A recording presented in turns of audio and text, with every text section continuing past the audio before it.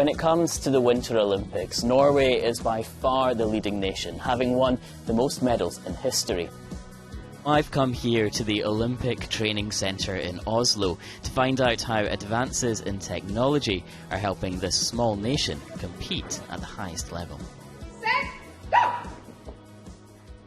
Our goal is to enable the whole team to improve, and technology can be a very important tool in your whole toolbox. One of the technology department's main roles is helping test and develop the best equipment for athletes. And for Norway, there's one sport above them all. One of the most successful sports is skiing. Yes. Does that take up a lot of your time focused on that sport? Well, cross-country skiing, biathlon, it's more like a religion in Norway, so it engages lots of people. And of course here it can make huge differences having the right equipment and prepare the equipment the right way. In addition, it can be that you're the best athletes, but if you have the wrong equipment, the wrong setup, you will not be on top of the result list. But technology in sport goes beyond just the equipment. Monitoring athletes' training and performance relies heavily on data, and artificial intelligence is unlocking new ways of tapping into that information. Norway is quite a wealthy country, certainly in comparison to other Olympic nations. Does that give you a real competitive edge in being able to develop and adapt this technology? I wish I could say yes. I don't know what the situation in other countries is. I think we should be more pushing the boundaries, and it would be nice to have better facilities. So I think things could go faster now with AI. Things getting faster, so that's nice. Things are good here, but they could be better. What would be better? What should teams have access to, do you think? So the athletes' monitoring systems are getting more and more powerful.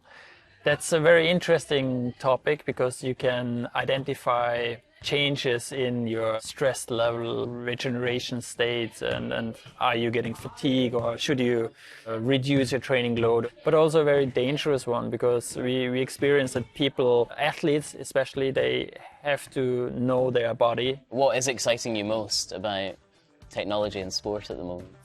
We can realize the ideas from analysis to prototype or product is so much faster with 3D printing, with new materials, with AI.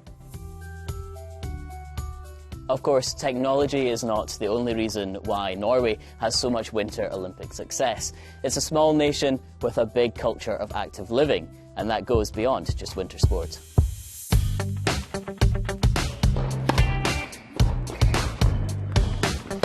At Oslo Tennis Arena, we're seeing Sport AI in action. They're a Norwegian-based company working to make data analysis in racket sports accessible to all. So you can start to look at everything from biomechanics, so technique of a serve, for example, all the way into kind of tactical analysis, my positioning on the court. Where is the ball landing after I'm hitting it? How am I working together with my teammates? All of these things that can be analysed using computer vision in a way that was never possible before. Sport AI's model has been trained to take video footage gathered by standard cameras around the court, or even just a mobile phone, and within seconds give analysis. So we'll go in and have a look at some of the video that we took at the training session today. Here's Sebastian, who's playing. You can see he's a great player. He gets a fantastic score from the AI. But we track all the way his body joints, the angles, and his swing curve. Now we can delve into the analysis. And you can kind of keep it as high level or go as deep as you want. So things like biomechanics, power, contact point. You can look at the kinetic chain, so how you create power from rotating the hip and the shoulder and wrist. And go into all sorts of details around how the timing works together to create power when you're hitting a shot. The challenge really is analysing it and being able to get something that you can work with. How do you actually coach people with Sport AI? Yeah, so it's not just about data collection, it's really understanding what that data means.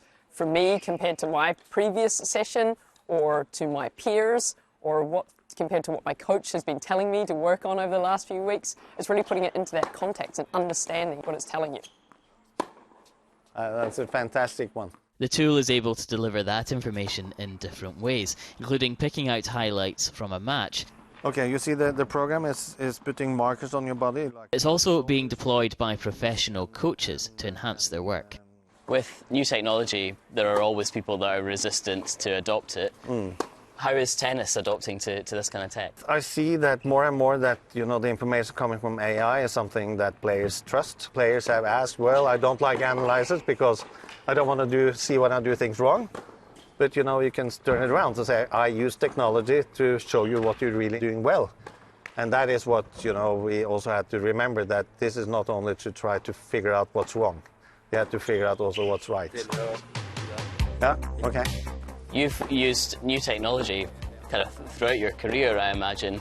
Are we at the peak, do you think, of performance because of what we have now, or have there been other times where you felt like people were playing better? I can remember back when we saw super slow motion. Then we saw exactly what the racket was doing, hitting the ball. Then we started to know what's going on. We had a belief before, but then we understood. So now I think it's the same. It's the same that we think we see things, but AI is guiding us to even now know even more. And the quality of tennis will go up. Long follow through. Yes, I like it.